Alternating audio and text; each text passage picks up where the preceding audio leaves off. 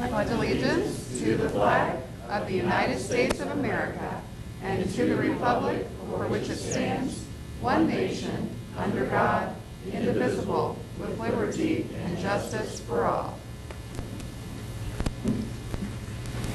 We're going to start off tonight's meeting with our most favorite part, Student of the Month. Good evening, everyone. Thank you so much for being here. Really, our favorite part of the evening is when we are able to honor really special students who are being honored in front of the board. What we do is the principal will come on up and will give a little update on things that are going on in their school building. And then that principal will introduce their student of the month. Once the introduction takes place, then the student will receive a plaque and a little medal of their achievement. And we'll ask for that student to go with the principal back to see Mrs. Morgan by the Hornet because they're going to take a picture together.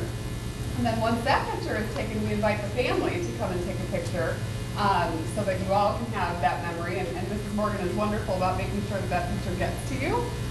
So you'll have that as a little keepsake, which is truly special. So congratulations to all of you. So we'll start off with Hornet Park and Mrs. Provost.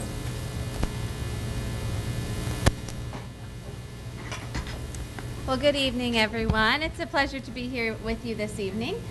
Kindergarten and first grade enrollment at Hornet Park is up to capacity. We're at 235 in both grades, so we have those little seats filled with wonderful bodies, and things are already moving and shaking at Hornet Park. I want to give a big shout out to the whole Hornet Park staff, everyone involved, because as you know, the beginning of the year takes a lot of extra hours, a lot of extra effort. And we are officially in the swing. We've gone through all of our fall testing. We've done our DIBELS, NWEA, our first round of monthly common assessments. And so it's just nice to be on the other side of that back to school rush. And now you get down to the nitty gritty of the instruction. So big shout out to the Hornet Park and all Beech Grove City Schools staff for that. As we talk about instruction, I wanted to share with you two exciting things taking place at Hornet Park this year. One of which is a new reading series. It's Pearson's Reading Street. So right now it's a wonderful thing to talk to teachers in our pre-conferences, and I'm asking them a question in each one that says, so Lindsay, prepared, because this is one of the questions I'm asking, is how is your planning different now than it was last year with our previous materials? And some of the common responses are, instead of hunting for something fantastic, I'm choosing between many fantastic things. And so that's a reflection of a wise decision in the reading series, and we're already seeing responses in student performance. So that's exciting news. The second, in regards to instruction, we are rolling out those iPad minis as we speak. Our technology integration specialist, Beth Parsetich, is scheduling, I just saw an email before I walked in this evening, model lessons to go into the classrooms for introductory purposes. So exciting instructional things at Hornet Park. I feel like that's a norm for Hornet Park, to have wonderful things going on instructionally, and I feel like it's reflected in our student achievement data and also in our student growth data. Mr. Buckler and I were just talking moments before I walked up that we both have something exciting to share with you this evening. I'll not breathe a word of Central's. But we have, through the TAP system, we have a value-added growth score that's assigned, and it's a 1 through 5 scale.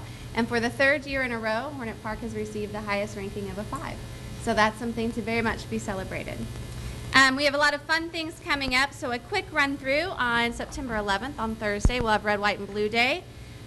The 18th, which is next week, is our Butterfly Ball, which is our father-daughter dance, but really any daughter that wants to bring a special friend is welcome to come.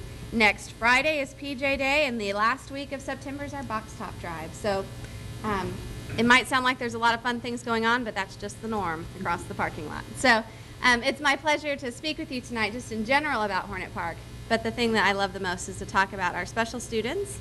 And this month I would like to recognize Mr. Kenneth Holman. So Kenneth, you want to come up, buddy?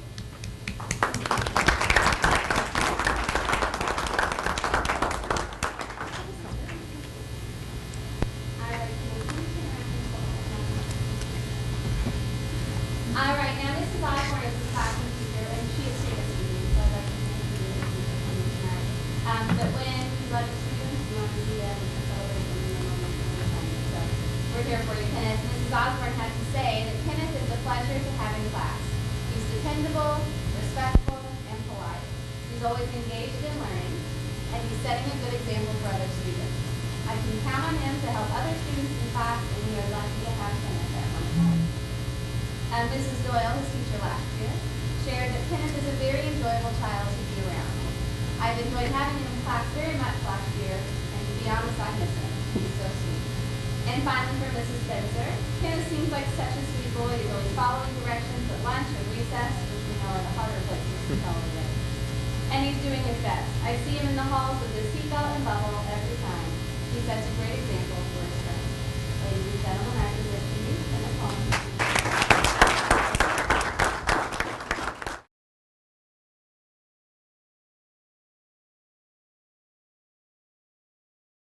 Good evening, everyone. My name is Craig Buckler. I'm the principal at Central Elementary, and I'm going to highlight a couple things that are going on in the classrooms, a couple of the things that we're really proud of, a few things that are going on in September, and then I'm going to talk about our Student of the Month.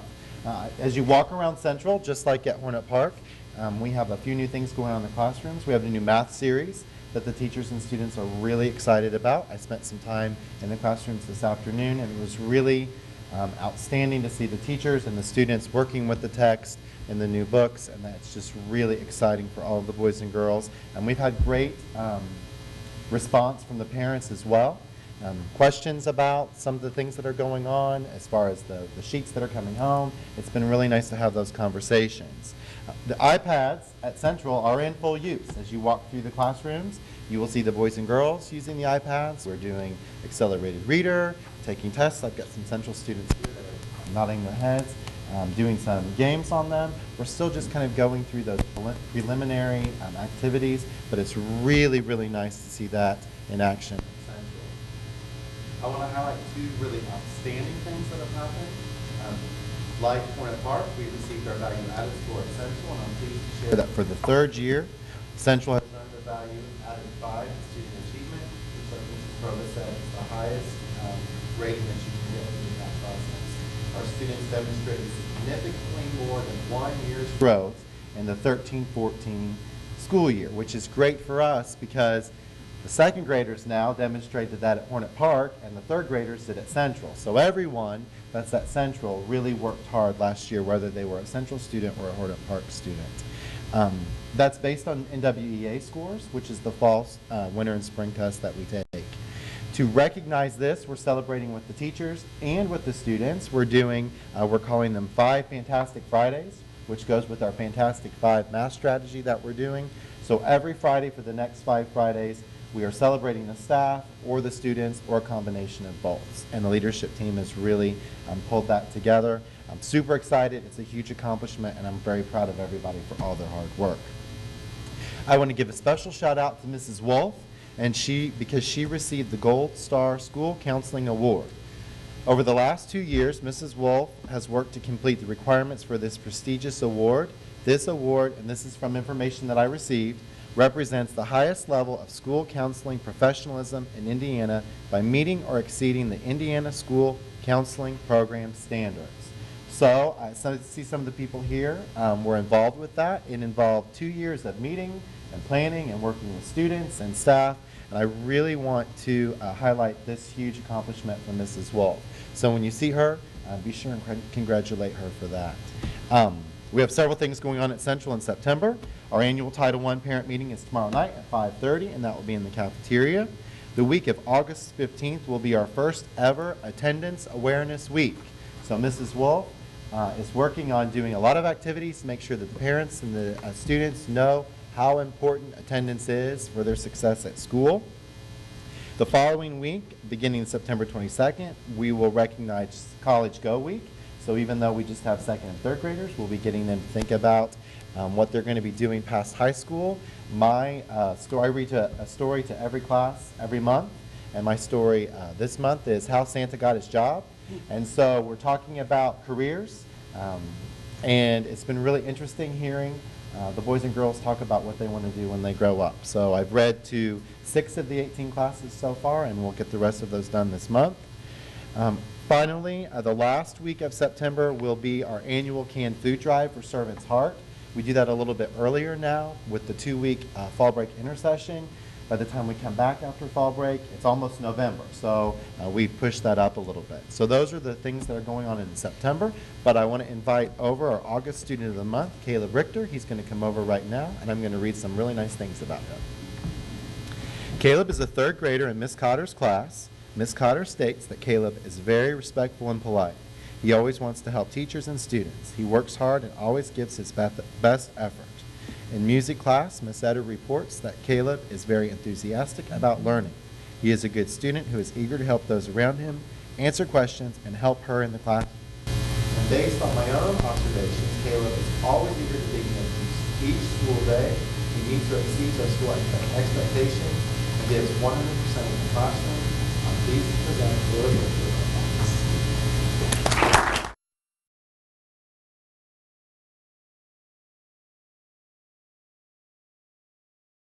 Good evening. Great start to the school year at South Grove. Progress reports went home last week with any student that had a D or an F in any subject. So parents should have looked for that. But we would like to encourage parents to use our Parent Connect, which is our online gradebook system, because parents can log in weekly and get updates much more quickly than waiting for a progress report or a report card. So if a parent needs a Parent Connect code, all they need to do is contact South Grove's office, and we will get one to you. In fact, I think a lot of the students know how to do it by now. Their teachers have taught them, so they should ask their child to show them. Last Friday, the 4th and 5th graders participated in the Colts Big Blue Camp. Don't know if anybody drove by, but the baseball field adjacent to South Grove was full of skills and drills that the Colts participate in, and our 4th and 5th graders got to go through all of those stations. So when they came inside, they were sweaty and they were hot and a little stinky, but they were so happy that they got to do it. They got to do the tackling dummies and catch passes and just had a great time. We didn't have any Colts players, but they did get to do all those activities, and so they loved that. So I wanted to give a shout out, thank you to Kelly Newman for helping us get that organized, Gina Hackman, my assistant principal, for emailing and getting that organized. And then we had numerous parent volunteers, Stephanie Castor, Brian Villa, Terry Hines, Sherry Bowman, Angel Wydock, Jennifer Geralds, and Eileen Schlegel. So thank you all parents, because they had to work each station and it helped out tremendously. Wanted to put a plug out there for September 30th is South Grove's Academic Night, so parents put that on your calendar. More information will be coming home for that. Keaton, come on up. Although the 6th graders weren't able to participate in the Colts camp because they only do it through 5th grade, I wanted to celebrate one of our outstanding 6th graders tonight, and this is Keaton Capshaw. Mrs. Doyle, Keaton's 5th grade teacher, she said, "What a delight it was to have Keaton in my 5th grade class. I could count on him to come through my classroom door every day being ready, responsible, and respectful. He was ready to accept the challenge of whatever our standard that day would be, and he'd give 110% effort to his work each day. He was responsible, meaning that I knew he'd have his homework done and ready to grade from the night before, and he'd have all his materials ready to go. He was respectful in the way he interacted with me as a teacher and his peers as well. He always supported other students. Keaton is a fantastic all-around student and person." And Mrs. Comparato said, "I absolutely adore this boy. I would take 30 of Keaton's. He is a wonderful leader in the classroom, both by example and vocally. He is a true role model at South Grove. Keaton is always willing to help his peers and his teacher. He greets me every morning with that smile on his face. Keaton is a very intelligent kid whom I know will be successful in anything he chooses to do." And Mrs. Alcar, a music teacher, said, "When I think of Keaton Capshaw, these words come to mind: positive attitude, kindness, and great citizenship. Keaton is always willing to help other students as well as being very helpful to his teachers. I can always count on him to be doing the right thing in class. He always has a smile and knows how to make the best out of any situation. He enjoys music and is currently playing percussion in the 6th grade band. I will certainly miss having him as a student next year when he moves on to Beech Grove Middle School, and we all wish him the very best of luck." So it was unanimous. Keaton Capshaw is so deserving of our initial South Grove Student of the Month. Congratulations.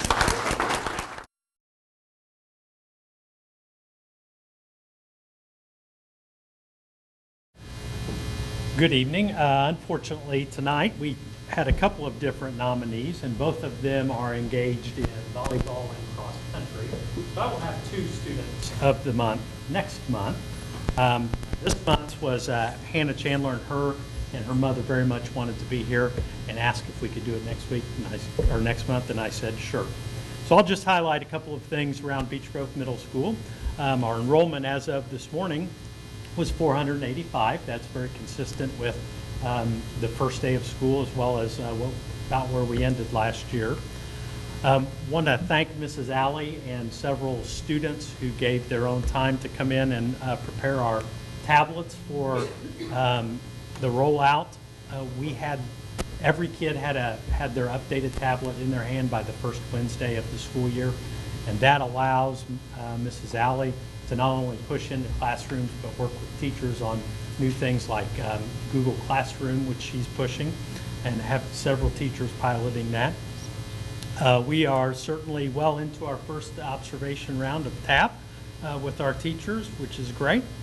To kind of piggyback on Mrs. Reed, not only keep getting those current Parent Connect codes, but also keeping demographic information up to date. If you change emails or cell phone numbers is very important for parents, so you get my buzzing hornet every Friday, as well as any telephone calls for weather and so forth. Thursday, 9/11, our fundraising items will come in, so want parents to be aware of that.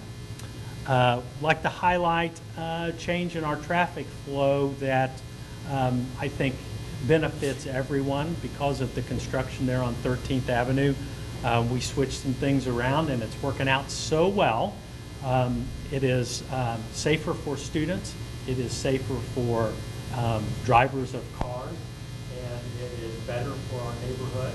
So we're going to keep our flow pretty much how it is right now. It's working out great.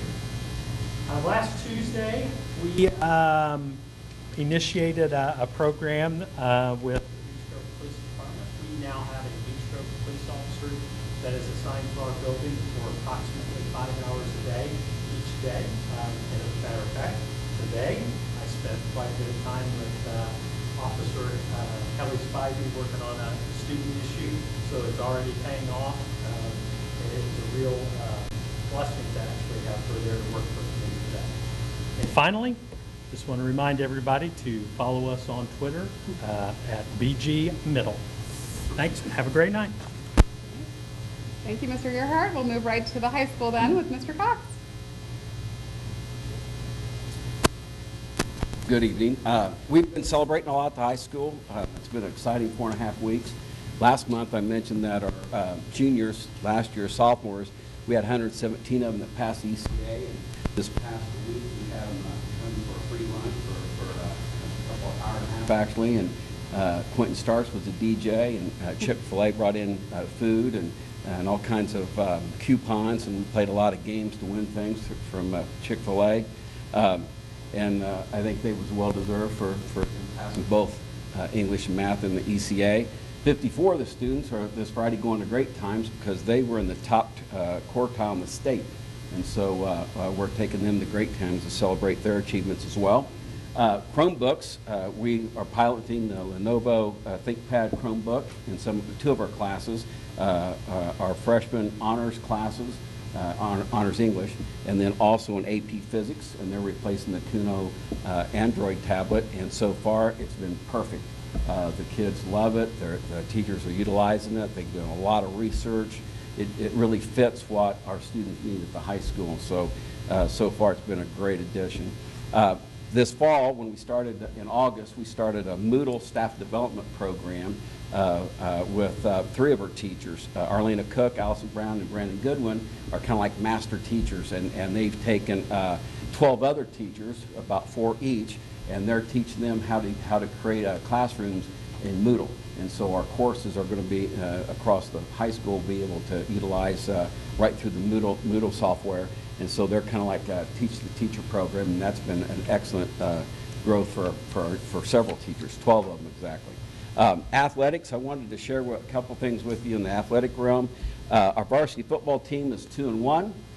We beat Speedway 50-21, and it's the first time since 1996 that we've ever beaten Speedway.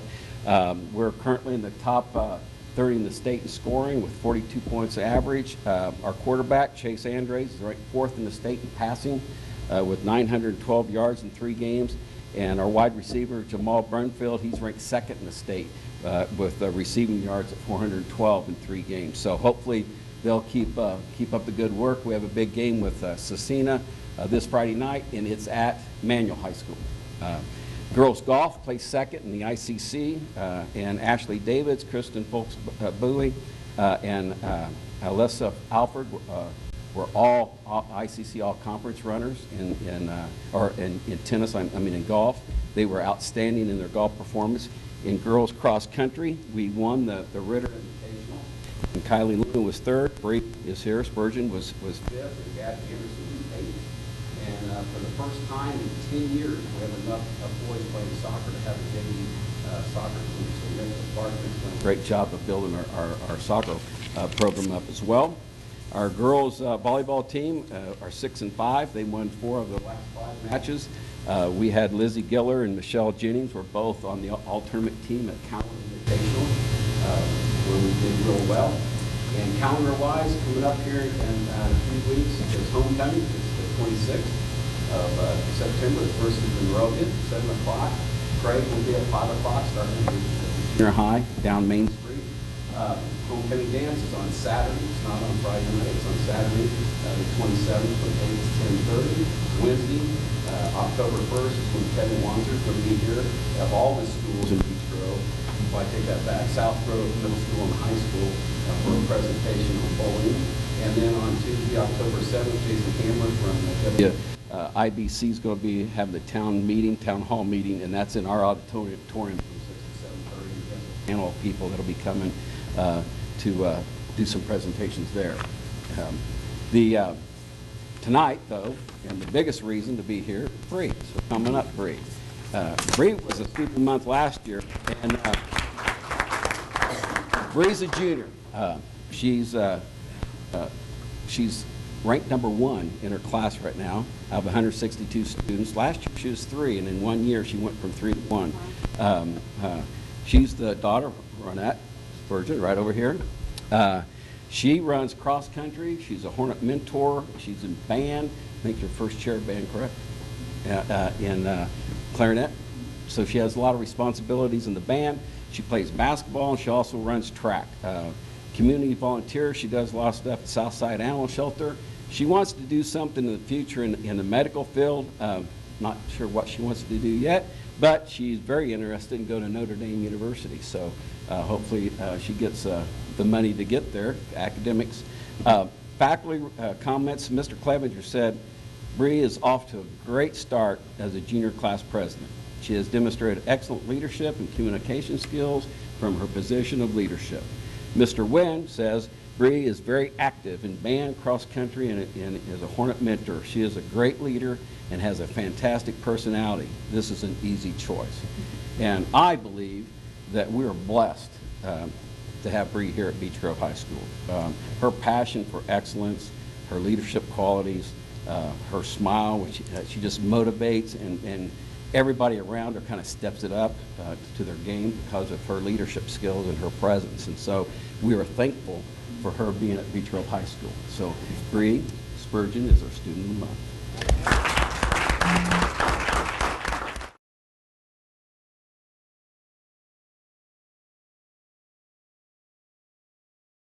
Good evening, everyone. My student of the month was not able to be here tonight, but I do want to recognize Daisy and Martha. Hopefully he'll be able to be with us here next month and we can celebrate his success. But a couple of things I wanted to mention and talk about tonight. At the end of the summer, we had graduated 29 students for the 2014-15 school year. So with that turnover, we were able to welcome at this point 25 new students to our program to begin this semester. So we have a current enrollment of 42 students, and I'm interviewing several new students this week. So we're excited about that, and they've already begun to make great progress. So all of the students that we have thus far this semester have already earned 20 credits. So most of our students have either made it halfway through a course or have already earned 1 to 2 credits already this semester, which is great progress for our students, and we're excited for them. We have also started our evening session again this year, which is also open to not only APA students, but high school students as well.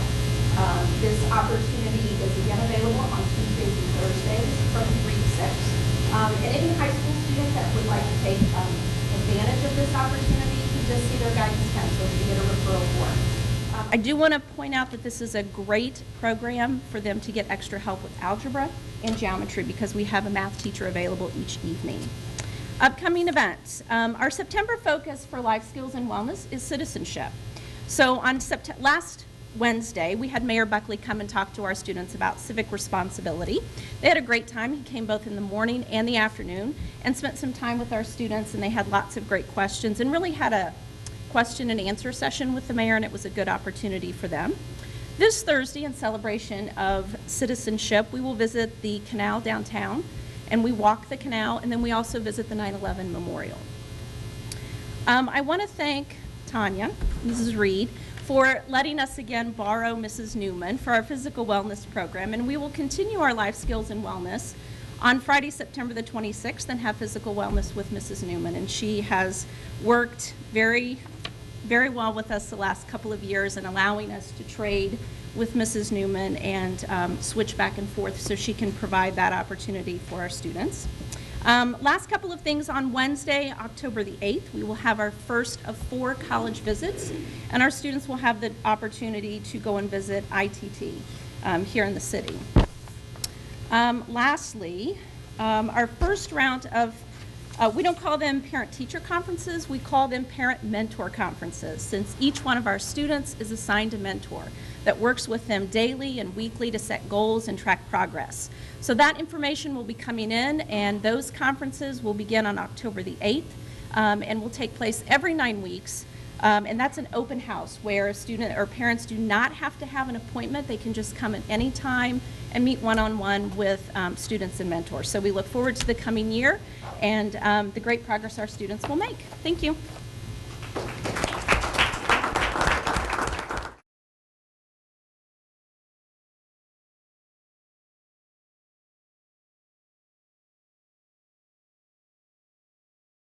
We have a very special component to our curriculum and quality update for you all this evening. Very excited to have a little presentation for you all from our favorite parts of what we do, our students. But before we kind of turn things over to Mrs. Miller and her group, Mr. Cox would like to kind of just set things up for you all so that the board can enjoy a presentation from our students who are going to talk a little bit about community service. So about 6 or 7 years ago, when Dr. Kaiser and we talked about community service and how we can get our students to be more going into the community and kind of volunteerism. And so we worked on curriculum, and then this last spring, also Paige Anderson, who's here, right here, Paige is involved in this as well. We started looking at, okay, how can we get this into the high school? So we created a class. We went to Tara Miller and said, Tara, guess what? Will you just kind of ask to come up with a curriculum? And so she spent quite a bit of time putting together a curriculum for what we want community service. And then about a week ago, maybe 9 days or so, we went to Tara and said, okay, Tara, let's expand this. Let's look at, you've done a great job in the direction you guys are moving. Let's do this with the entire school. And so we took that challenge, gave it to 6 of our students over here, and they're going to talk to you about what they came up with, about a program for every student at Beech Grove High School over a course of 4 years to get some community service hours. So I'll turn it over to Tara and our students.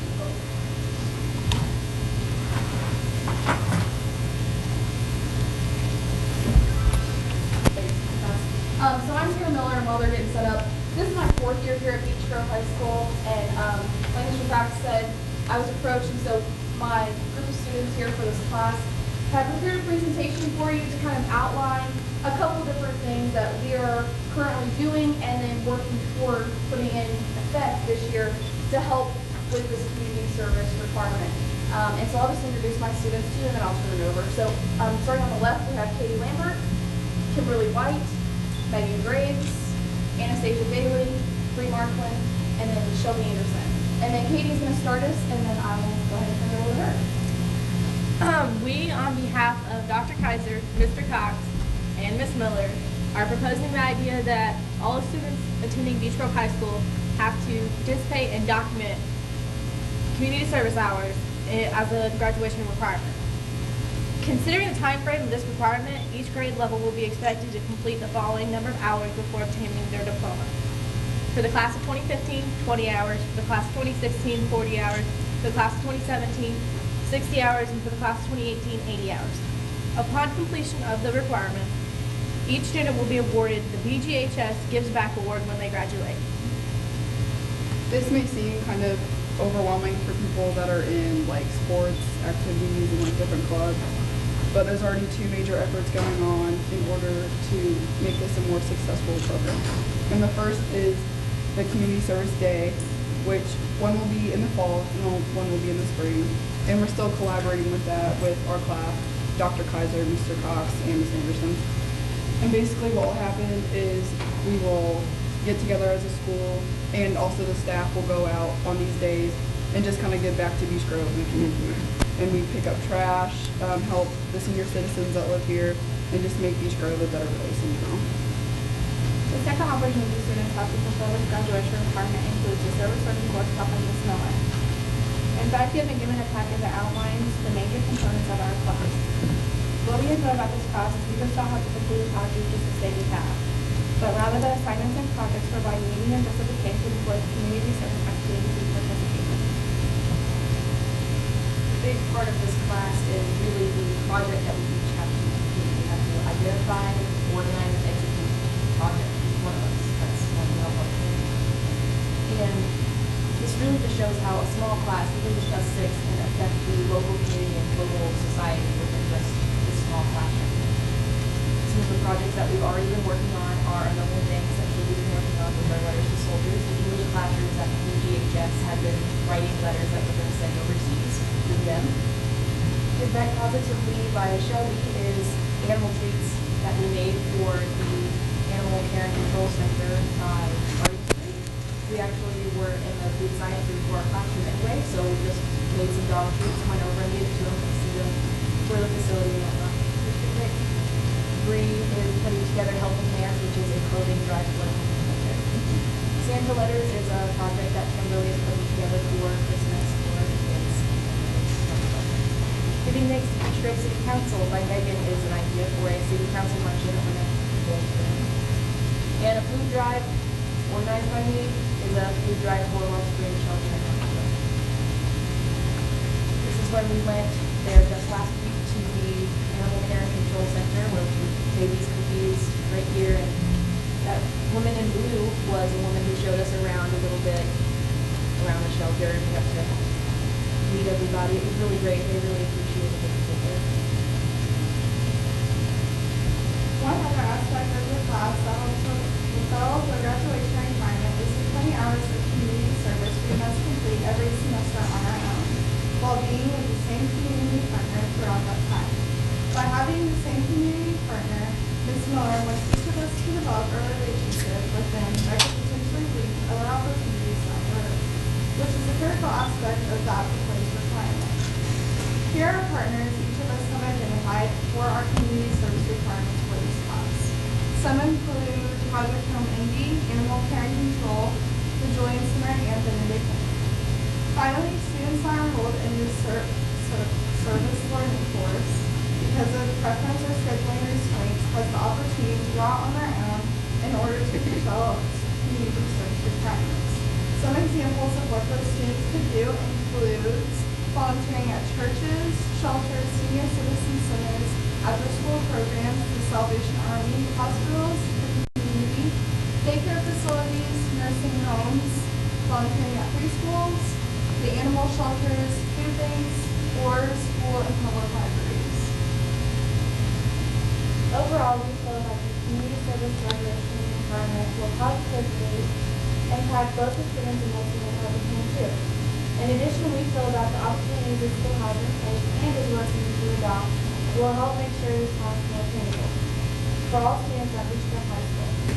Here is a proposed letter we suggest to be sent out to all families and the students who attend Beechcraft High School. And if you guys have any questions for us, you can feel free to try to answer those if you feel anything you might have in support of my students. You guys seem like you are pretty happy about this involvement. How do you think the rest of the students will be? I was worried about that at first. I mean, we talked about it. Everybody that's involved in this right now talked about it. And I was like, well, what if there's an angry mom or something? But really, with the 2 days in school where we go out and actually work as a whole school, that is 16 hours already to just come to school those 2 days. That just gives you 4 hours to help people. And really, that 4 hours, it's fun stuff anyway if you do the right thing. It's not like you have to go pick up trash on the side of the road what people think like criminals do. It can be fun. It can be helping somebody and seeing them actually like making dog treats. It's fun stuff. Have you thought about what happens if a fellow student doesn't show up for that and it's still required? Is there a backup plan? I would think that the guidance counselors who are here to help the students graduate and make sure they have everything they need to be ready to have places for the students to go. Like they can say the library has places, they need to have resources and places for the students to come in and learn. I think it's a great idea. I think that's one of the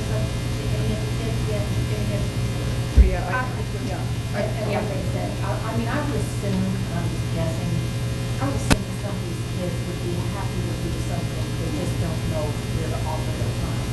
And with what you're providing for them, I think they'd be more willing to do it. From Is that what you're finding? the people that I've talked to, the only things that have been brought up is the fact of, A, it does look good on college apps. It looks good for jobs. Sure. That's the good side. A lot of the kids were asking what we were asking of what happens when you have the few delinquents that want to skip out that day. And so we're trying to put into place like a steady line of they're going to be with a tag teacher, they have to be accounted for. If they're not there, if they skip out, they won't get the hours on top of the punishment. Well, and if they don't get dropped, they don't get dropped. That's another big deal. If you miss one of the days, we're going to have one in the fall, one in the spring. If you miss like the day in the fall, you could try really hard to get with your guidance counselor to get you to be class with Ms. Miller second semester. Try to help get those hours too. Also, Bree also proposed this idea in our meeting as a way to encourage more people to be active and take ownership over what kind of stuff they do. And Bree can kind of talk to you about that a little bit. I think we should offer a scholarship for kids that have, I don't know if you want to do like the most hours of community service or the best person that's helped out the most people. But I think that would also be another thing we can do that makes the students more willing to do this community service for a scholarship that could help with their college or whatever they're things to do. Talking about, working for, volunteering for, you'd like to have them go to school and talk to the kids about what the need is and that they covers what hours are available during the week. And, you brought someone up from the shelter that needs that, you're going to open somebody's heart for something, We had talked about Dr. Kaiser actually having a school-wide conversation where the students are the ones being the medium there, almost voice of delivery, so that it's not us sitting up here on our platforms and saying, these are the things that we are requiring you to do, and this is the way that you can do it, now go do it. Instead, they're going to hear it firsthand from my students who have participated in this class. They've seen the benefit of it because of the things that they're doing as part of my curriculum, and then they become kind of the peer voice, someone there to kind of encourage that from that level rather than always hearing it from our perspective. So that's something else that we've talked about as a way to kind of kick off the 2 community service days that we're putting in effort in the fall and in the spring. How many students do you have in class? These are the 6. Thank you. You may be surprised at how many Yeah. want to participate after this. You know, we have maybe like a job fair where all of them come and they can walk around and see what they can do to help the organizations to get the hours And I think that would be, especially once we pitch the idea, would be a great idea during back to school nights. And, you know, we have all these little things where a lot of parents come to already, so those are already platforms put in place where we could then use that as a stopping, you know, an area where we can kind of facilitate and make everyone more knowledgeable. Because I think just what this class has helped for these 6 students is become more knowledgeable because of the projects we've done. One of them had to research a specific organization that they could volunteer for those 20 service hours. Well, after they presented to the rest of the class, after doing this PowerPoint, now a couple of them, if you noticed, decided, hey, we're doing this there is kind of a cool place, and maybe I should also do my 20 hours there, and they kind of threw out the idea where they originally thought, because other people brought forth these other organizations that are in need. So I think once word of mouth and, you know, just making everyone more knowledgeable of what is out there in vitro and, you know, the greater Indianapolis area definitely makes it even more marketable. This is basically step 1 tonight, to get approval to do it. What we'd like to do is meet with our mayor, Mayor Buckley, and we want to get parents involved as well, not just our staff, anybody who's sort of wants to help out that day. We probably move the goals, so to speak. We do know there's lots of citizens and people that do their yards ready to trash and clean up and all that kind of stuff that they can do in the fall before it's cold. But we also have a couple sponsors, and Dr. Kaiser can talk about that, about how we're trying to get people to support what we're trying to get accomplished and get a community effort as well as just the high school effort. Well, I'm going to piggyback off of Janice and also Cox. First of all, as she was talking about the different people that are out there, well, right behind you is Mr. Wiley Kraft, and we do all the programming for the local television station. So as we already have 6 or 7 great places that you're serving at, we ought to take the video camera there, have them do a promo, come back and start showing it on the morning announcements, and so we can really get this going. Once we make the grand announcement, we're doing this, then we have to follow up with, here's an example. So it's kind of like that 1 minute or 2 minute, here's an option, here's a contact number, get it going. And I think we're going to have a little bit of, oh my gosh, I can't believe they're doing that. You know, but I think that's going to be a very, very small, maybe 5% of the 100% that we have. And I just think we're going to see the entire community change. I've already talked to Mayor Buckley. He'd love for you guys to come present to the city council. We couldn't do it, I think, because they already have the September meeting, but we can connect with that. We just got to constantly get that message out there and putting on the television show. Here's our main contact number. If you need us to come do something at your house. You know, Tom Zupantic, who's a fine graduate of Cathedral High School, here is ahead of me.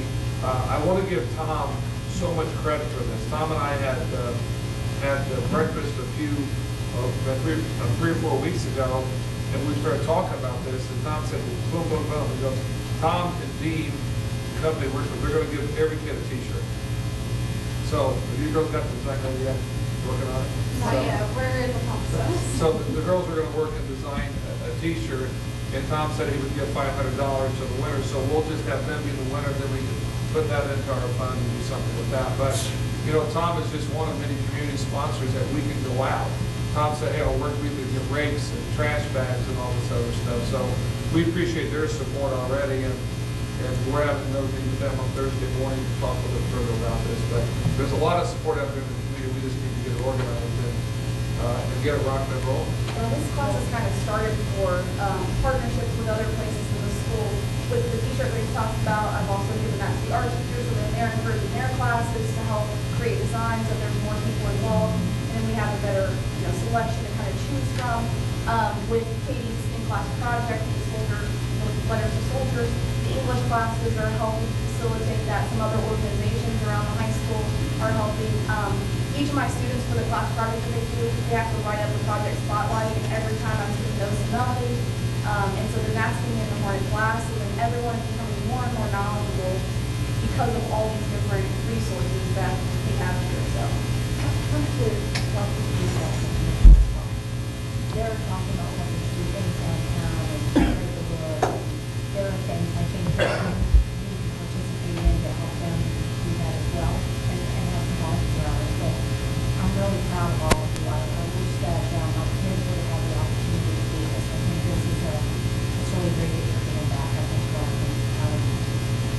Well, one of the other things you need to stop and realize too is the history that's in Beach Grove. A lot of people don't know about. You know that there's a cemetery 100 yards from here. Methodist Chapel Cemetery is right behind the police station. I've been taking care of that cemetery, Pioneer Cemetery, for the last 5 years. Okay? Beach Grove Historical Society, coupled with the Franklin Township trustee, to try to help maintain that. Twice a year we'll go in and remove brush and debris, and we also continue to probe and unearth tombstones that have been vandalized. And if they're not on the cemetery census, the last time we did that this spring, we found 10 stones that were not on the 1945 census. So that added 10 people that were buried in them. That was, I discovered the foundation stones for the chapel this spring, and that's been documented. So there's a lot of other organizations within the Grove to look at and see what they do, where you could do those community hours. I would be more than happy to have you come out there and teach you Pioneer Cemetery preparation. It is something that when I first learned how to do it, you would just, when you drive down the road and you see an old Pioneer Cemetery, there's one in Southport, one right down there on Emerson, going to Southport Road. So you'd be like, I know how to fix that. And it's all stuff that's common and doesn't degrade the stone. So keep that in mind. A little Beach Grove Historical Society, Servants Heart, BG 180, a lot of little organizations that can always use help, and that is broaden the spectrum for the service. Because, as you said, maybe a scholarship or some sort of recognition, that's great. But the greatest thing you could ever receive is what you did inside from the business. I would like to add the fact that there's also many things that like the kids don't think about when they go to volunteer. For example, when I get older, I want to go to school to be a counselor for pregnant teenage girls. So when I was looking for my community service hours, I looked for something in the field, and I'm volunteering at Project Home Indy, which actually is a house for pregnant teenagers. So that kind of goes along with what I'm going to college for, and it's already something that I want to do. So it's not like it's pain and suffering. It's actually helping me for my future. And a lot of kids don't think about it. They just think about, like they've said, the trash inside the road. And there's a lot more to it. And we've gotten away from, as a society, we've gotten away from community service. And now we're at a point in our society where it's sometimes very difficult to get people to, quote, volunteer if they're not going to be given something for what they do, where if you start at a much younger age and keep that up, then it's just within you. You will want to continue. Once you start community service, you'll never want to give it up. Well, adding to Bree's idea, I think that we should have, like, you know when you go to college, there's a scholarship, and there's like 3 scholarships, and this one's for 1,000, this one's for 500, this one's for 250. We should kind of do that because it would give more people opportunity to get that scholarship. Right. Because there are so many people struggling to go to school. Right. Because even with, I'm a 21st century scholar, and I want to go to private college, I still have to pay some of that tuition. It doesn't cover all of it because it's Right. private school. So that kind of helps everybody in the community have more than one instead of just one, and then everybody's working against each other.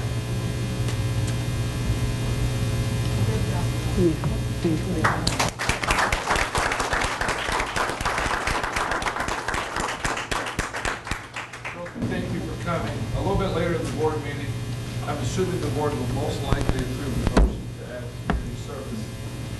You're welcome to say if you like, if you want to do homework. Yeah. Go do have a motion coming here a little bit later to approve your What? I only had a couple of more items in my update. That's a tough follow. That is something to be absolutely so proud of. I'm just humbled by students like those young ladies who are so willing to make a significant difference. Yeah, no kidding, right? They need to know that this is where the girls are, right? I mean, come on. They're cuties, too. Yeah, smart man, smart man. So just a couple of pieces. Most of this is follow-up from the last meeting. You all had some good questions. First off, the question of how many actual during our summer servings program. For breakfast, we had 1,434 meals that were served over the summer. Lunch, 2,293. So Kelly Deal indicated to us that it was announced just a success and will definitely be a program that we will continue. Was that just the summer? It was just the summer. Wow. Yeah, just the summer. Really incredible. So lots and lots of boys and girls who were able to be fed as a result of that program. Universal breakfast, I was a little unsure about where we were with that. K through 8, we are universal in our breakfast. 9 through 12, the free and reduced lunch rate was not high enough in order to qualify for universal breakfast. That kind of folds into the next part of the update, where the question was asked about the free and reduced lunch rate for our transfer students.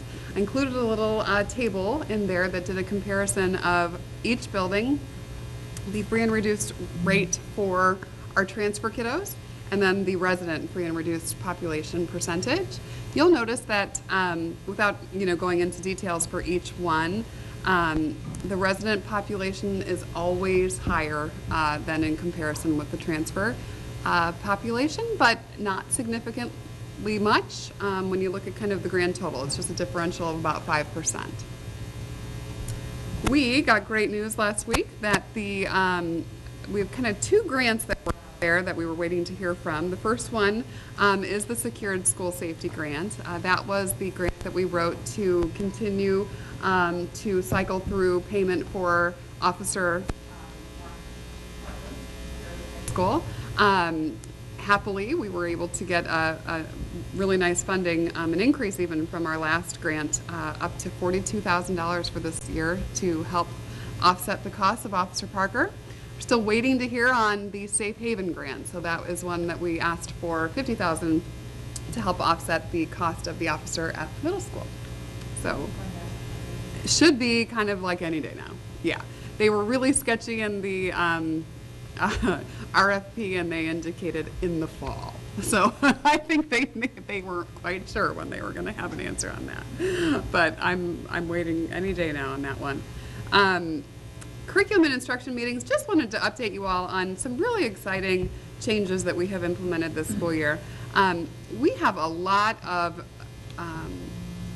basically our goal in curriculum and instruction and assessment this year is to really increase our alignment of not only building to building, but just kind of alignment of practices across the district, and really trying to implement processes that we can have, sort of fluid in all that we're doing in these three areas.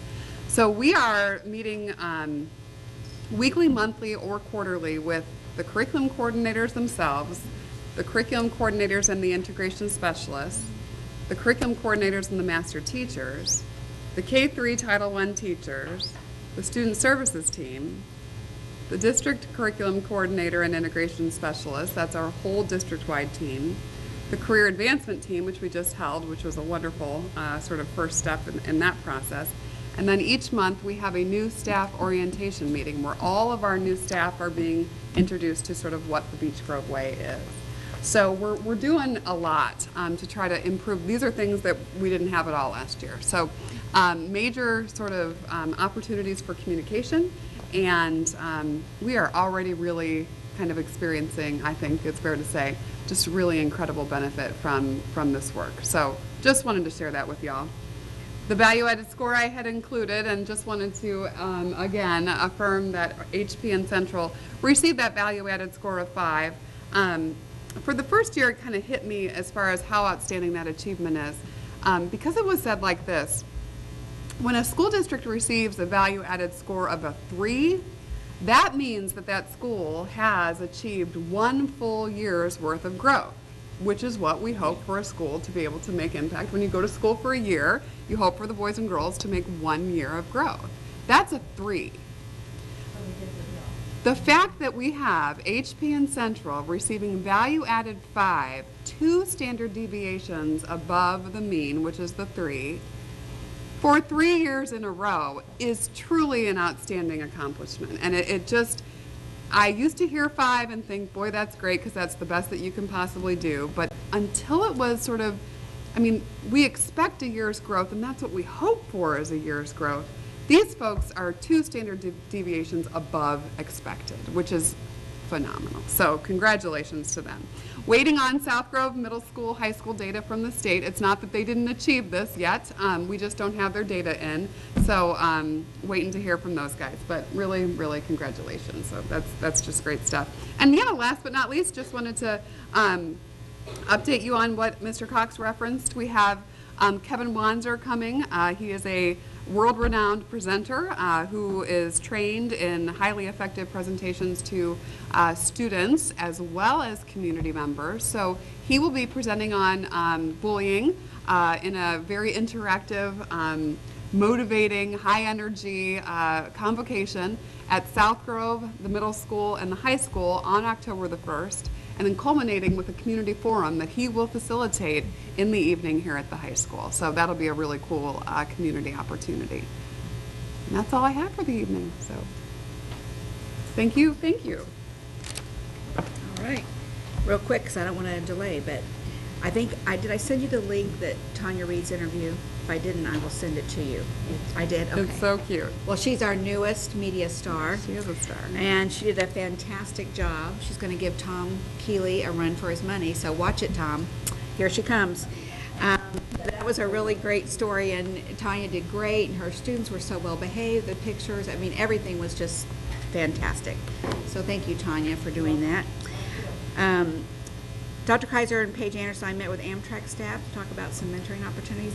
Paige is going to be in charge of that, and it's going to be a really exciting thing, having some, interactions with Amtrak that are so close. A new literacy venture with the Southside Times is going to bring their newspapers to every student in grades K to 3. And we have I just got the proof back, which I'll send to you all, but it'll be out this Thursday. And it just highlights something in Beech Grove City Schools once per month. And it's going to be fantastic. Once a week. And it's going to be so exciting. We'll just feature something new. We're going to have something called, a little column called Education Connection.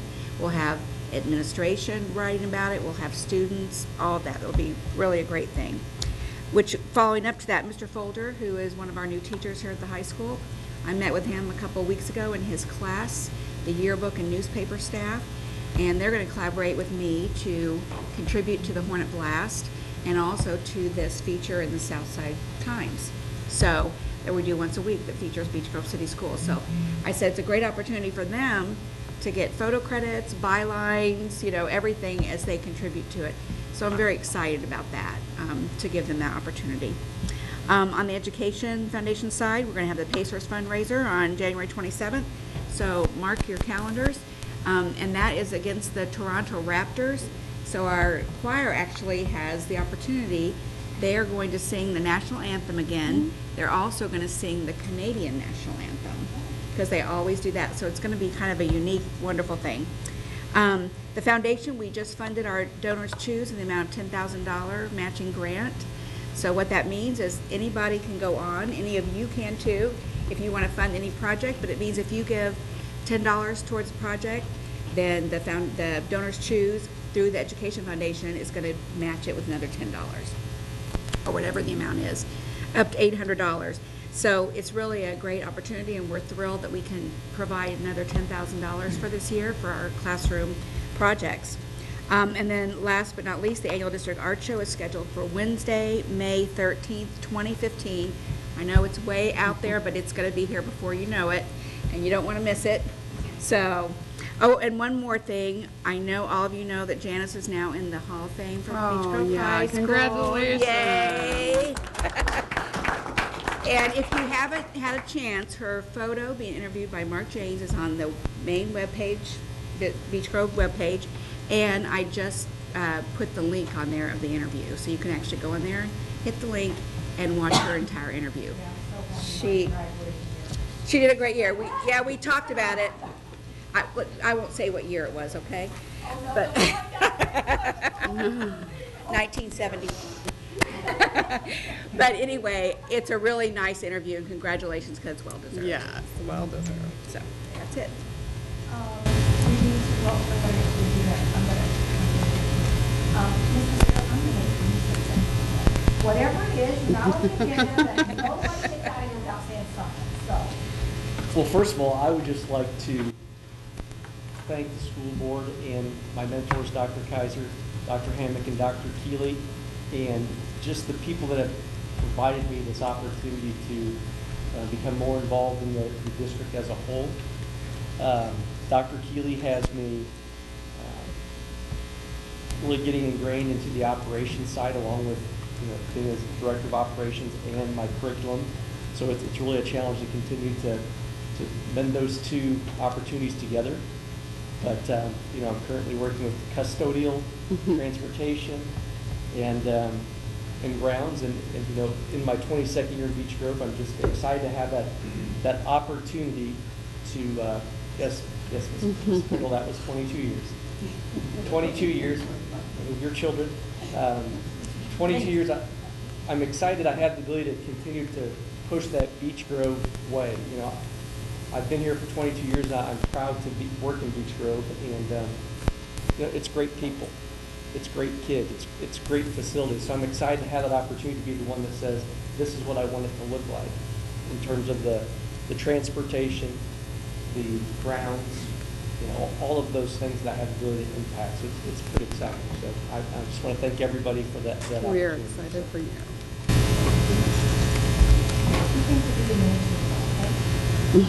First, we need to make a motion to approve August minutes. Motion to approve. Correct. Tim, all in favor? Aye. Opposed?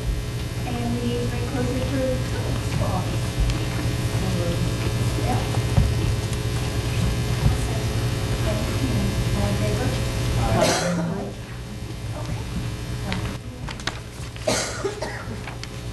All right. In the past, I've taken quite a bit of time to really educate the board on the different funds and everything. And today is going to be kind of a Cliff Notes version of the budget, because I presented to you in Dropbox 50-page document. It is the actual proposed full budget for you and for your consideration. So before I go into it and explain the full budget and all of the information, I do need a motion to open up. This is a public hearing, and it's been posted as such and advertised in 2 newspapers 2 different times prior to this, just like state law requires. So I'd like a motion to open the budget hearing, and then I'll explain. I move we open the 2015 budget hearing.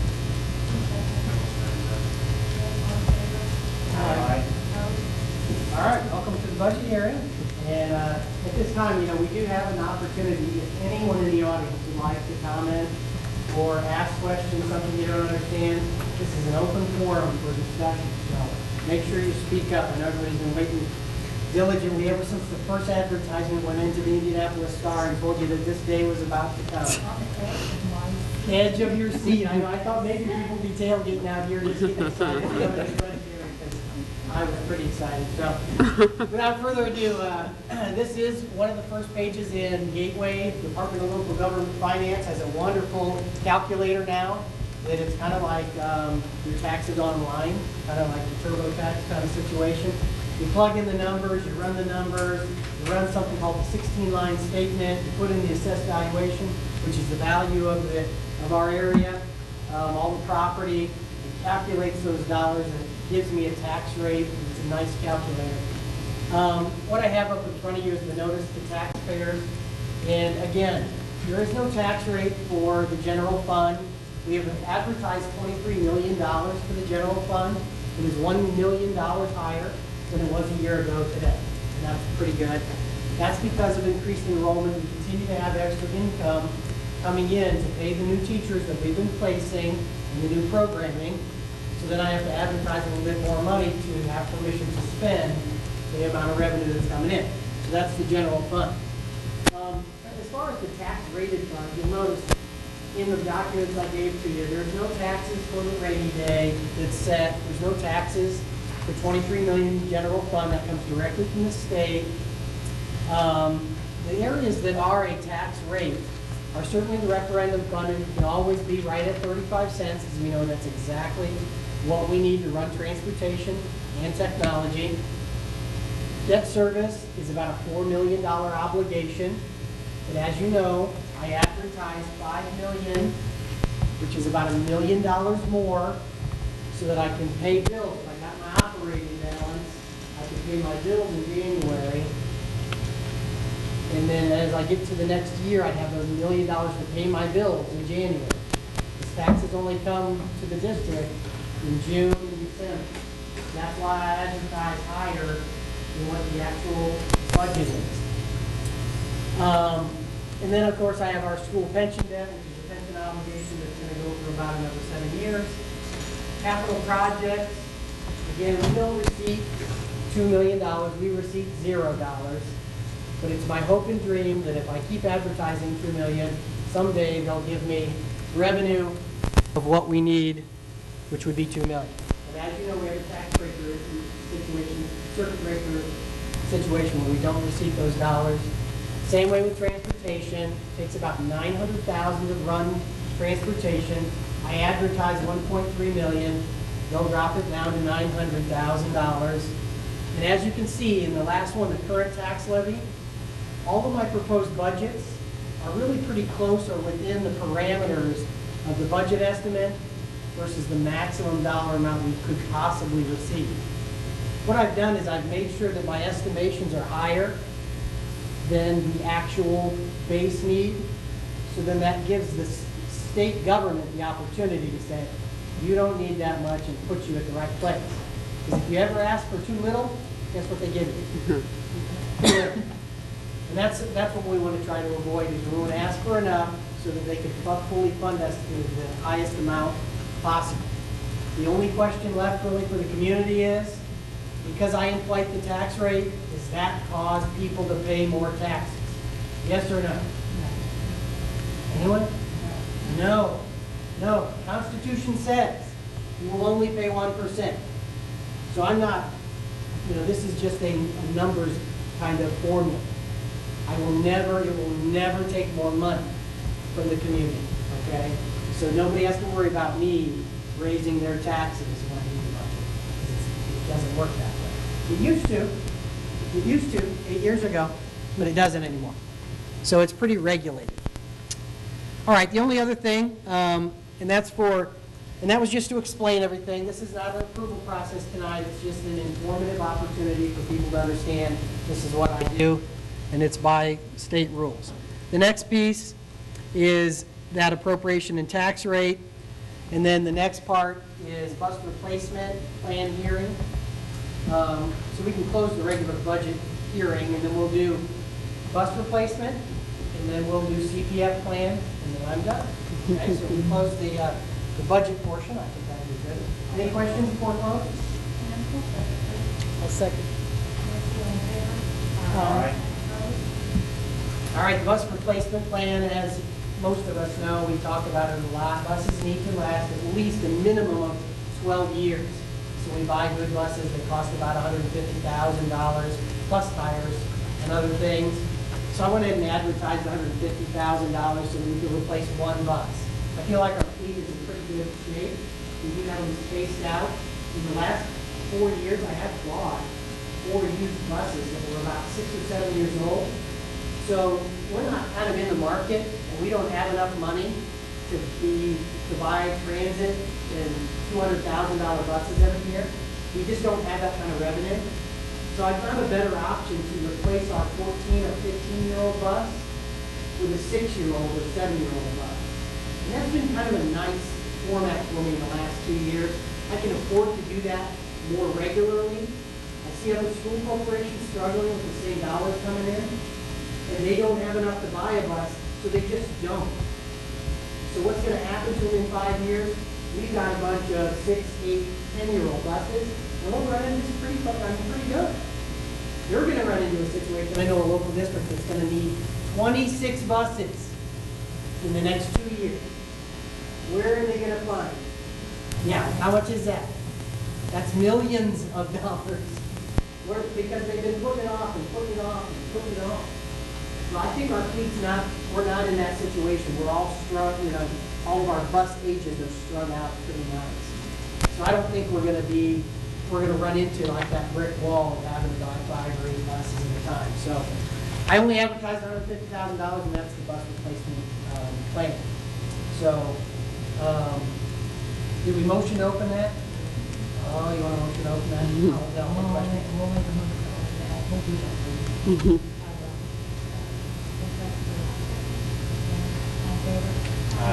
Aye. Any questions about the bus replacement plan and the 12-year rule?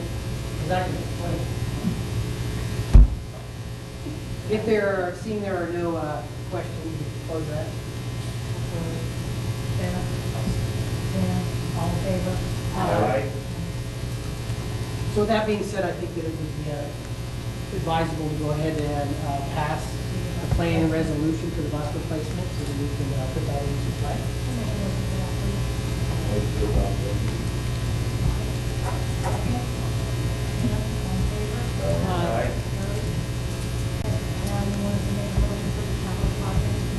Yes, please. I have a summary page for you on that.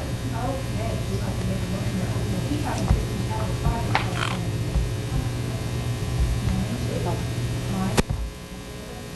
plan. It takes us a while to get that ball rolling. Okay, so we're into the capital projects plan hearing portion. This is a pretty extensive document. I have a 25-page capital projects plan that gives a good history of tax rate since 2002 all the way to 2014.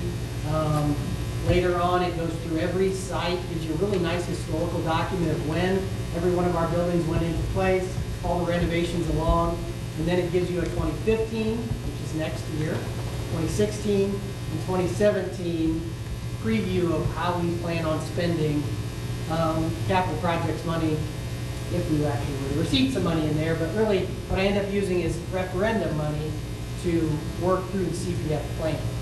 So I created that. So utilities, about $450,000 we can use in that. Maintenance of equipment is $750,000, and those are HVAC, plugging a hole in the roof, broken windows, different things like that have happened. And we had a couple of diamonds resurfaced and some different things. So I did put some money in there, whether I'll have enough revenue to come in to do any backstops and things like that. But we do have a middle school baseball team now. So I allocated a few dollars at South Grove for a little bit of sports. Not too much, but a backstop here and there and a couple of benches, 2 dugouts maybe. But I'm not so sure I'm going to have enough revenue to do that. But I wanted to have it in the plan. So in case we do have that revenue, I can spend it. Which part? We mow the softball. They're all softball. We don't have a baseball diamond in the middle school. Those are all softball complex with 4 diamond caps. In the Parks Department, there's a joint effort going on between the Softball Association, the Parks Department, and then we take the obligation to weed and mow. And then other operations and plant maintenance, such as concrete and striping, about $500,000 total. And then technology, I reserved $250,000 in there. So that's the plan, and I gave you a little spreadsheet there.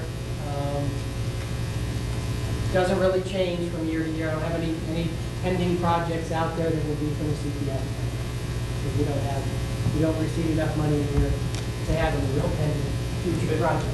And the key thing I want to understand is our CPF plan used to be $2 million. And this year we netted $0, and so that's why it's important as we move forward with reapproving our referendum. Our referendum, picks up anywhere from $920 in transportation, and the remainder of it goes to maintenance of our buildings. And that's the CPF. So again, Tom's prediction and our prediction working together is 0 probably in 2015. But yet we have to advertise it at the highest point, which, the state allows us down. So it's real simple. We take our assessed value times the 34 cents. But again, this year there's no money there, more money. So again, that's why we're was critical that on our May 5th date that we're successful with this. So it's real important what we do every day for our kids. Any questions about the CPF plan in the audience? Seeing there are none, close that hearing. Just second it. Yeah. All in favor? Aye. Opposed? And you want us to make the adopt capital plan? I do. I think the CPF plan has been presented adequately, but I think that it should be adopted at the time fit. Motion to approve.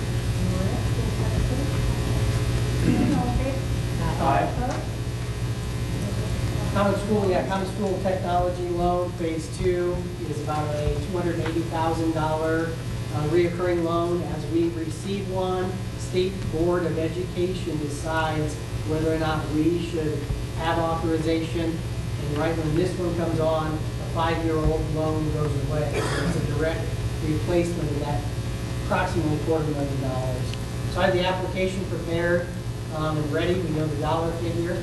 I just need your permission to go ahead and submit that to the State Board of Education. Is this one final? It is, 1%. Okay. We'd like to make a motion to approve that. Motion to approve. Kenny, your secretary. Tim, all in favor? Aye. Opposed? And my last portion is personnel update, and not a lot of changing or hiring, a couple of ECA positions and things like that. A couple of resignations, but nothing, not a bunch.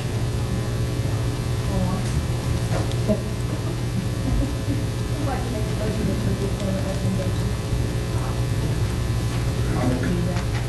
Second. All in favor? Aye. Opposed? Okay. Thank you. Oh, let's see. Are you done? I am finished. We need a motion to accept the donations as presented. Anybody have any questions about those? Yeah. I do have a question about donations. How does, if a business wanted to go about donating, would they just contact the administration office, would they contact the high school? Depends where you want to donate, but eventually it'll run through us. Another option is you must donate to the Education Foundation, and then they can funnel that money to that group or organization. Either way works from that standpoint. I'm not a tax person, so I'm not going to tell you how business is doing, but I'm pretty confident if you give the Education Foundation your help as a tax. You can. It is tax deductible if you write to that, and we're just pretty much a fiscal agent. So if you give to the foundation, we don't keep any of it. We just funnel it to wherever you want to make the donation. So it's better to go that route. Well, it ensures that you do have, it's a little bit cleaner when it comes to the tax exempt status.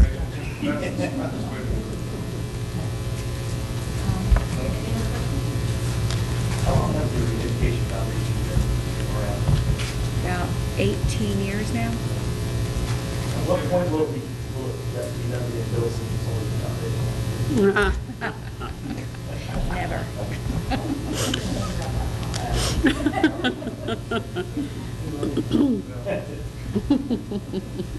Make a motion to accept the donation, please. Second. Any ready? All in favor? Aye. Opposed? Okay, now we need to talk about critical lighting. I'll talk about that. This is an opportunity for our kids to learn from this experience. In my years of experience as assistant principal and a principal, traditionally most places have been that fighting, we always had a range, because fights come in different variables. And currently, it's one day, correct me?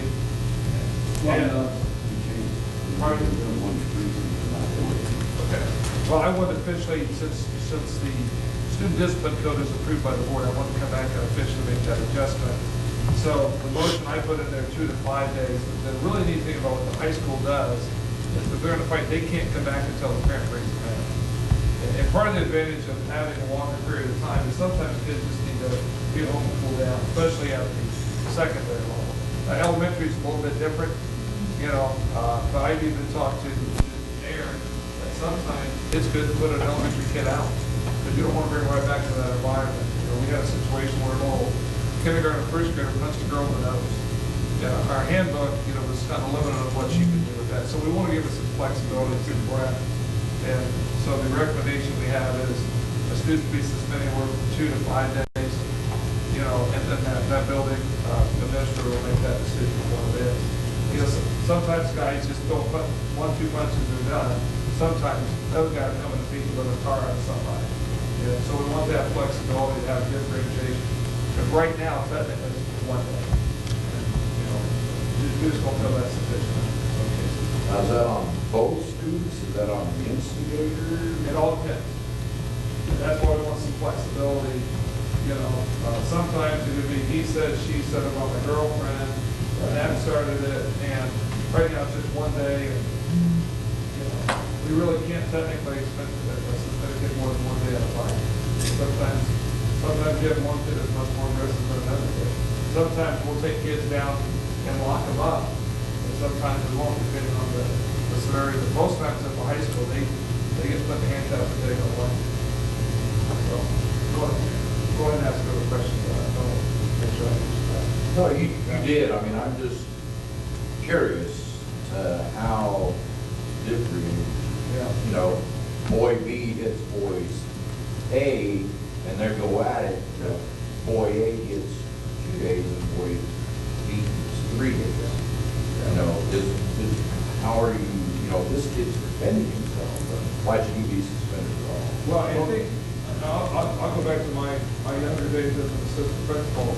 Anytime there was a conflict resolution, I always told kids, put your hand in front of your face. So, if Tammy's mad at me and she's going to punch me, I don't want to get into a recent football scenario that some people may call an elevator, but you put your hands up in your face and it's very clear to everybody that, hey, I'm taking a step back. And we're going to treat this kid, if this kid gets punched, and, he does start trying to defend himself, we can handle that differently now. In the past, it's hard to do that because it was one-on-one.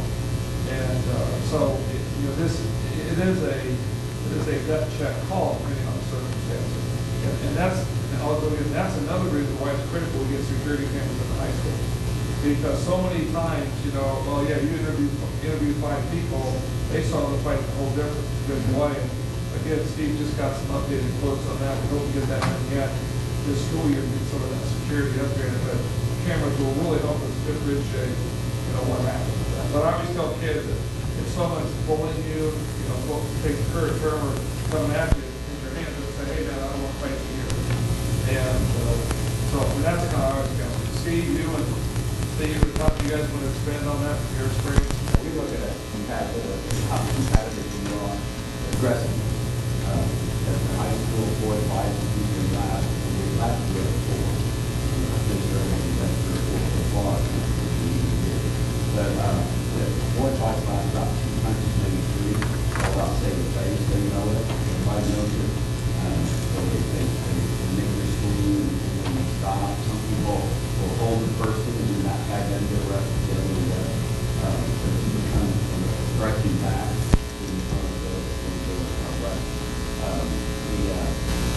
But they're going to be broken up within 30 seconds or less. The teachers in the hallways and administrators in the lunchroom and whatever they do. Girl fights a little bit more intense. They don't like to give up. They like to hold their fight.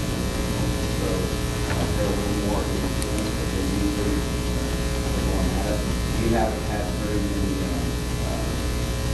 just off the cuff fights in the last couple of years. Most of them are premeditated. We don't hear about it. We may hear about it, so we prevent it from ever happening. Or it may happen when you go after school, we'll meet down the park or with that. What fights don't last there. So they know if somebody's shooting at them to protect themselves and hold, they're not going to be arrested. And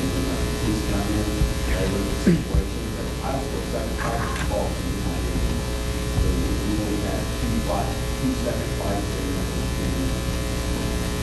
I think- So, is there a way we're gonna be able to put this out to everybody?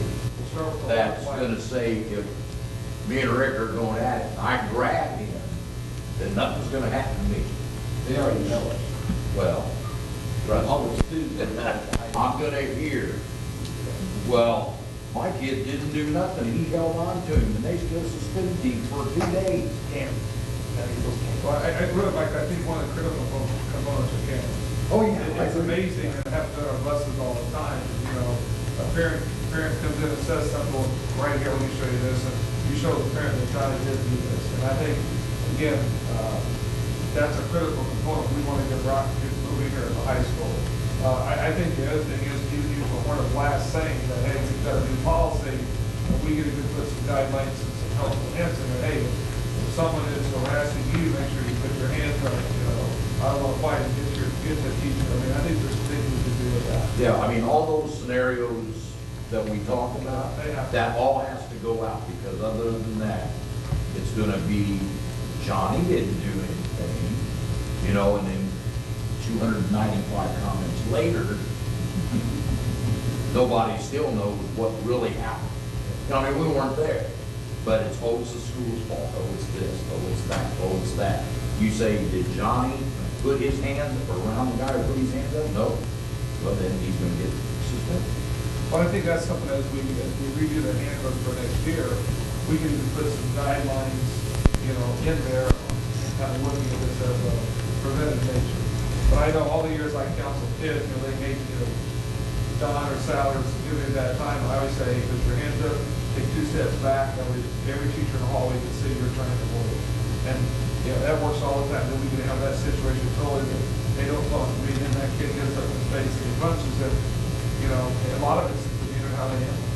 I mean, you know, it's just the last 2 months of what I've been through personally is, we have to break this down to, I like to say it, Marine level.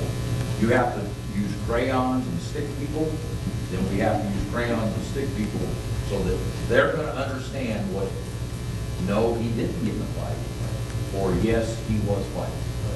I mean, if we don't, and even if we do that, you're still gonna have the, it's gonna get blown out of proportion, but I feel if we break it down as simple as possible, then there shouldn't be any answers to it. So, communication is the process, right? So, do you have any other questions about the punishment for fighting, student misconduct, police? Do you really want it for 2 days? What about the 1 day? I don't think you can, I mean, Steve always says, they always have the discretion to go off the handbook. And there's always those circumstances, they can give one. And again, it might be a kid's defending himself, that he didn't throw any punches, but he surely did back down, he bounced off a little bit. You know, they could always put a suspended kick for 1 day. But, you know, in our discussion, just for a fight 1 day and kids really to fight, that's not sufficient. They did need to be off. Sometimes, so it's inconvenient to the parents. Quite frankly. You know, especially when you get into middle school and things like that.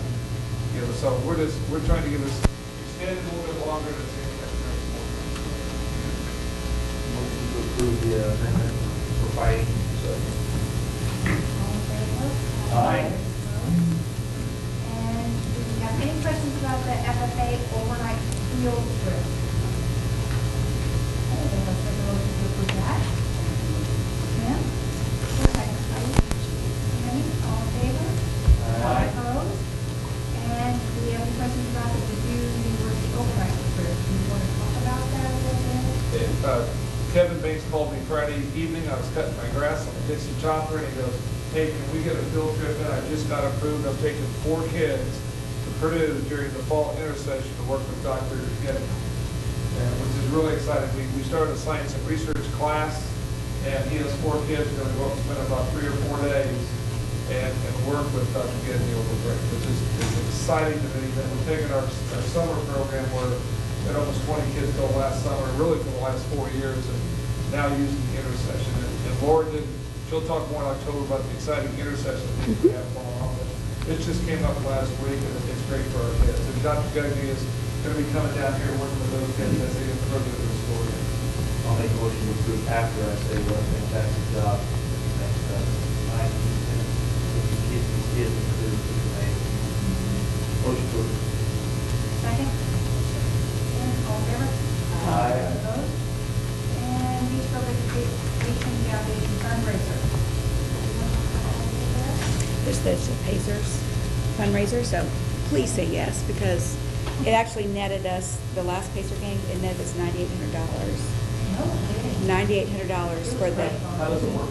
for the foundation, and we did a special project in every school, and that enables us, we expanded our spring grants because of that, an additional $3,000. So we are really, again, we try to put everything back into the classroom, and this fundraiser really helps us do that. And I think the principals will attest with their treasurers that it was a good thing, and they did a great job. But the Pacers really do 99% of the work, which makes this an even more wonderful fundraiser. It doesn't take a lot of time for the treasurers to do the work, and so that, to me, is a perfect, and everybody likes to go see their Pacers games, so it's a good one. So if you would approve, I would really appreciate it. Yes, please. I'll second. And we talked about community service. Obviously, we read all about that earlier. It sounds like that was something to me. Anybody have any questions about that? I would. Oh, question. Does this start this year? Yes, we're graduating this year. And that's why it was so critical having those 2 days, you know, because there's really no excuse. You know, they're going to have 6-7 hours with us, so they got 14 to 20 worked out, you know, both are involved in local church, I mean, you know. Yes. Yeah, the athletic teams could do things, it's just a great opportunity. I mean, you know, this, no, I heard the one like, girl said that there was a concern about sports and maybe meeting your community service hour. You and I know that Rock Holly manages it every year. Yeah, I think especially if we have 2 different days that we're able to go out into the community and do that. That's a lot of kids to do a lot of work. 900 kids can match it. So they'll be excited for that. We will. I move we approve this. The second one. All in favor? Aye. Opposed?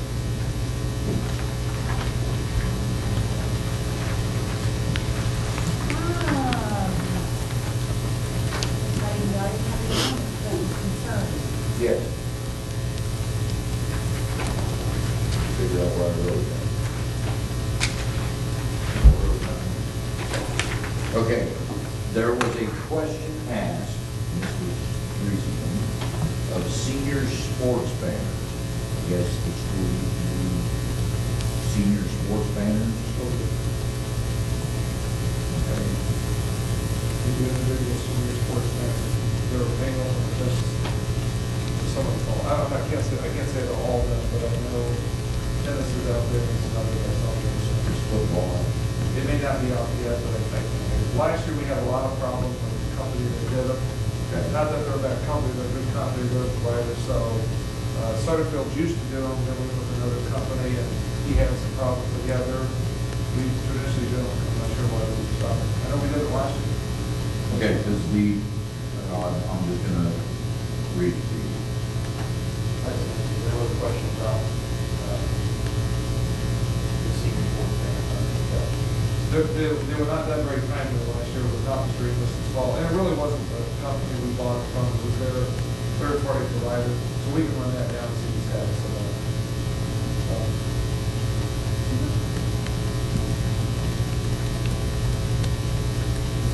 Okay, it started out with, wow, Decatur has nice senior sports banners. It's really unfortunate that starting this year, our seniors no longer get it. That's how it started.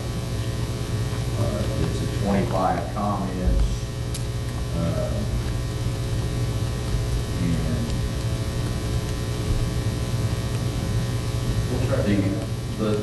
One of the last comments was that this is the first time that the poster was aware, except for the year that her daughter was a senior and they didn't do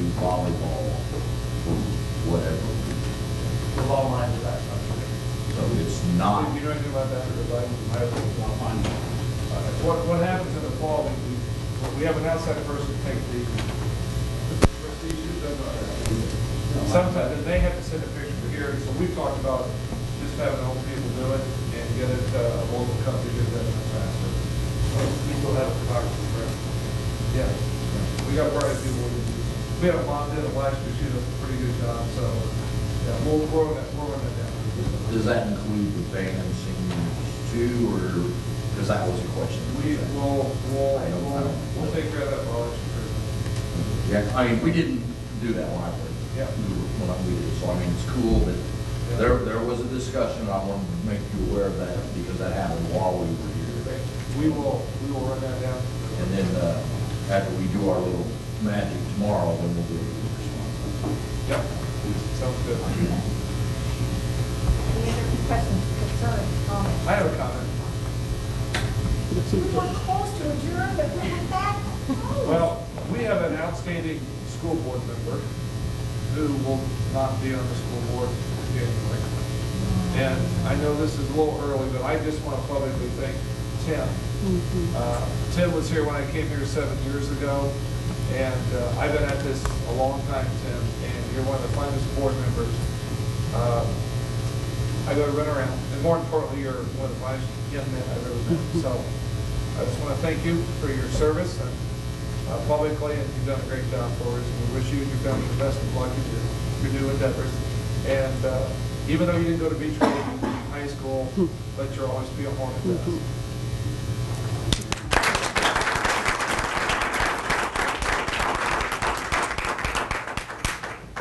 Motion to adjourn. No, I'm not done.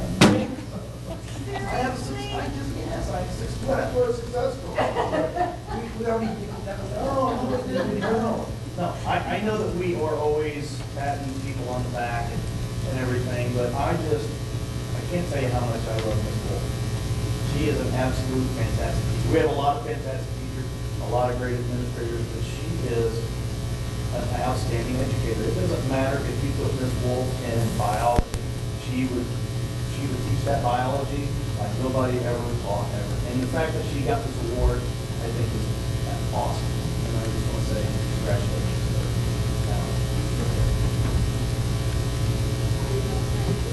First motion